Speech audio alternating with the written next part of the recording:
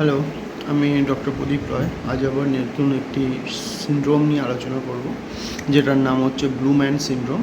এবার এই blue man syndrome সাধারণত মানুষের শরীরের বিভিন্ন জায়গায় দেখা যায়, যেটার ফলে দেখা যায় যে কিনা মানুষের শরীরের স্কিনের কালার অনেকটা ব্লুইশ গ্রে, এবং কিছু কিছু ক্ষেত্রে দেখা যায় যে কিনা মানুষের চোখের কালার বা মুখের মধ্যে যে মিউকাস মেমব্রেন সেটার কালারও চেঞ্জ হয়ে যায়। এবার এইটা হয় কিছু স্পেসিফিক কারণে।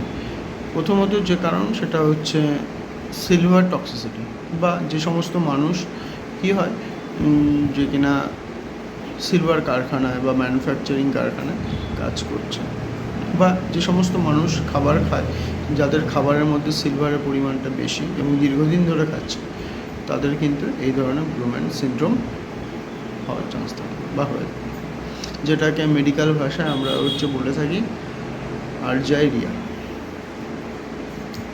আর সেকেন্ড যেটা কারণ সেটা হচ্ছে অ্যামিওডারম। অনেক পেশেন্টেরই হার্টের সমস্যা আছে, যাদের হার্টের রিদিমের সমস্যা স্পেসিফিকভাবে, তাদের ক্ষেত্রে এই অ্যামিওডারম দিয়ে ট্রিটমেন্ট করা হয় এবং দীর্ঘদিন ধরে এই মেডিসিন তারা ব্যবহার করার ফলে তাদের স্কিনে কিন্তু এরকম ডিসকালারেশন কিন্তু হওয়া শুরু করে। 3 নম্বর যে কারণ সেটা হচ্ছে যে সমস্ত পেশেন্টের মুখে ধরুন অ্যাকনে হয়েছে বা পিম্পলস রয়েছে, তাদেরকে ট্রিটমেন্ট করার জন্য এক প্রকার অ্যান্টিবায়োটিক ব্যবহার করা হয়, যেটা হচ্ছে মিনোসাইক্লিন, যেটা হচ্ছে ব্রড স্পেকট্রাম। এই দীর্ঘদিন ধরে এই মিনোসাইক্লিন ব্যবহার করার ফলে সেই সমস্ত পেশেন্টের ছেলে বা মেয়েদের কিন্তু স্কিনের কালার বা শরীরের বিভিন্ন জায়গায়, চোখে মুখে বা হাতে, যেসব বিভিন্ন জায়গায় কিন্তু এই ধরনের স্কিন কালার চেঞ্জ হয়ে যেতে পারে বা হয়ে যায়। এর পাশাপাশি যে সমস্ত মানুষের ম্যালেরিয়া হয়, তাদেরকে ট্রিটমেন্ট করার জন্য ক্লোরোকুইন বা হাইড্রোক্সিক্লোরোকুইন দিয়ে ট্রিটমেন্ট করা হয়, তার সাইড এফেক্ট হিসেবেও কিন্তু ব্লু ম্যান সিনড্রোমের উপসর্গ তাদের মধ্যে লক্ষ্য করা যায়।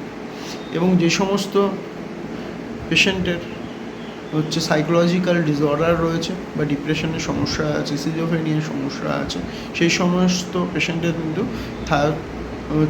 ট্রিটমেন্ট করার জন্য ফেনোথায়াজাইন নামক এক প্রকার মেডিসিন ব্যবহার করা হয়, এবং সেই মেডিসিন দীর্ঘদিন খাওয়ার ফলে সেই সমস্ত পেশেন্টের মধ্যেও কিন্তু ব্লু ম্যান সিনড্রোম দেখা যায়। এবার এই ক্ষেত্রে কী হয়, যে সমস্ত এই যে মেডিসিন বা কেমিক্যাল শরীরের মধ্যে দীর্ঘদিন ধরে যদি প্রবেশ করতে থাকে, এর ফলে দেখা যায় যে কিনা তার শরীরে যে স্কিনের বিভিন্ন জায়গায় কিন্তু কিছু বাই প্রোডাক্ট যেটা জমা হয়, যেটা লাইপোফুসিন নামে পরিচিত। স্কিনের তলায় এই বাই প্রোডাক্ট জমে যায়, বা এই সমস্ত পেশেন্টের শরীরে কিন্তু মেলানিন প্রোডাকশান কিন্তু অনেকটা বেড়ে যায়। এর ফলে এই পেশেন্টরা যখন সানলাইটের এক্সপোজার হয় বা সূর্যের আলোর সংস্পর্শে আসে, তখন কিন্তু তাদের শরীরের কালারটা আস্তে আস্তে এরকমভাবে চেঞ্জ হয়ে যায় এবং ব্লুইশ গ্রে কালার হয়ে যায়। এই জন্য কিন্তু এই যে সিনড্রোম তাকে বলা হয় ব্লু ম্যান সিনড্রোম। আর এই ক্ষেত্রে ট্রিটমেন্ট তেমন একটা নেই, ঠিক আছে। ট্রিটমেন্ট হিসাবে একটাই বলা হয় যে কিনা সেই সমস্ত পেশেন্টের কিন্তু এই পেশেন্টদেরকে সানলাইট এক্সপোজার হওয়া থেকে বিরত থাকতে বলা হয়।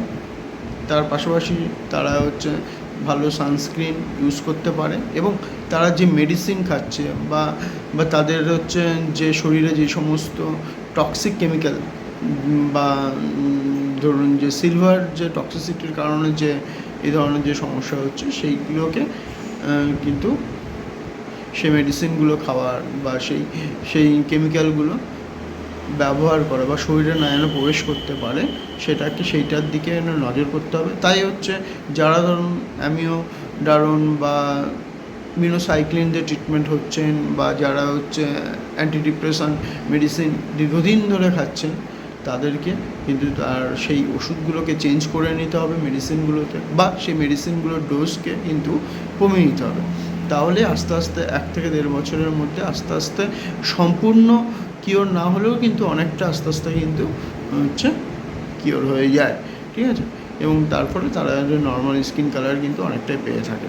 কিন্তু সবার ক্ষেত্রে হয় না, কিন্তু বেশিরভাগ ক্ষেত্রে এটা কিন্তু হওয়া সম্ভব, ঠিক আছে। তাই ধন্যবাদ সঙ্গে থাকার জন্য, আর এতক্ষণ ধরে শুনছেন, তার জন্য ধন্যবাদ।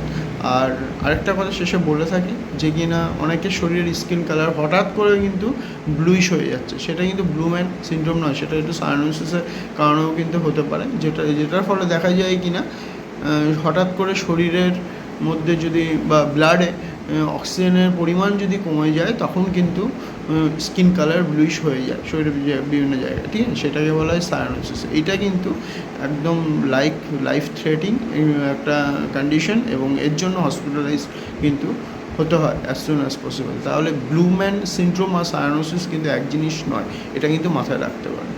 ধন্যবাদ, ভালো থাকবেন, বাই।